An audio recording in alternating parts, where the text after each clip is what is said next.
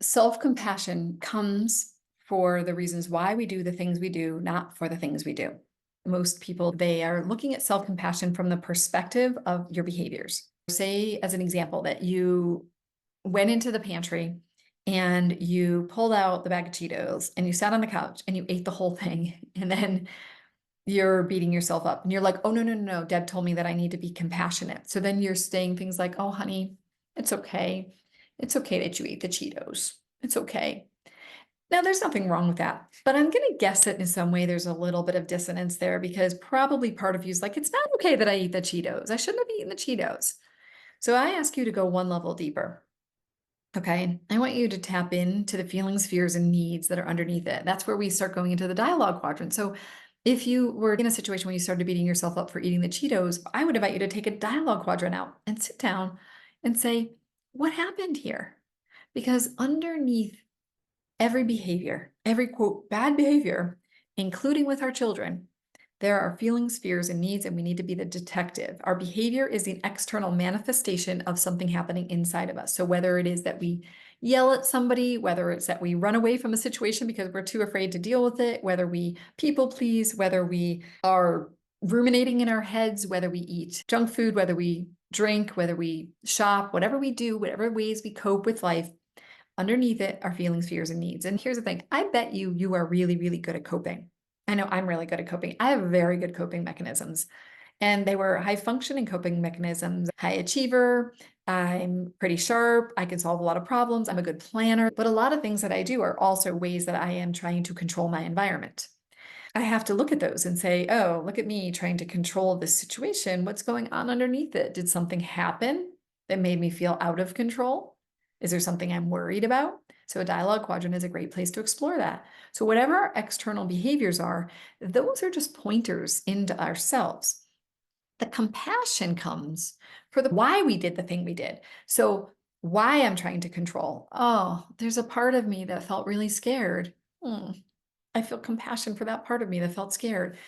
Maybe it's that I was in the pantry and I was eating Cheetos and I realized, oh, you know what? No one's home. And I had this moment of feeling so lonely and so bored. And the only thing I ever knew as a kid was to just go eat. And that's how I felt better. I filled myself up with food. I get that. So the defense mechanism, the protector part, quickly, unconsciously hijacked us, brought us into the pantry before we even knew it, grabbed Cheetos and had us start eating because the protector part doesn't want us to feel loneliness, sadness, and boredom.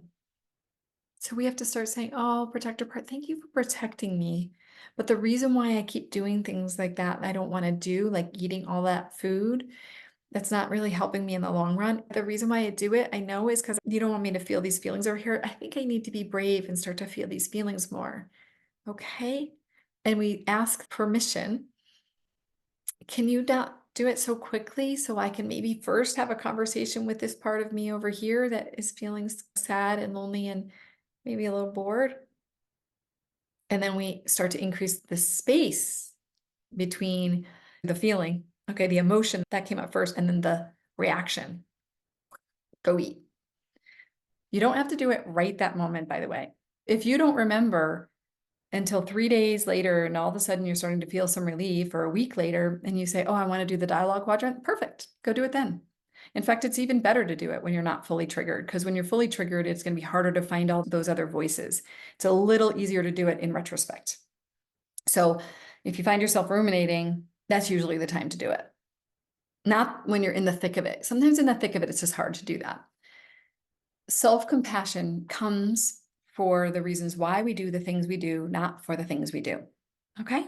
That's really important to understand. Most of us can feel compassion for why we did the things we did. We can have compassion for why another person did the things that they did. Now, does it excuse the behavior? If you did something and you were mean to somebody, no, of course, you might still need to apologize and you might need to come up with ways to handle those situations better in the future. But I promise you, you will handle those situations better in the future if you have compassion for the reasons why you did what you did versus if you just beat yourself up. Because when we beat ourselves up, we steal our energy, our capacity, and our ability to be able to be present. So the more that you can have compassion and understanding for why you do what you do is going to actually create spaciousness and increase capacity to be able to better handle the situation in the future. You understand that? So basically what I'm saying is that the self-compassion builds you up, it fortifies you, it gives you strength. It doesn't excuse behaviors. It helps to make sense of our behaviors, because when we understand our behaviors and why we do what we do, it is a much better chance that we will stop doing the things that we're doing that we don't want to do.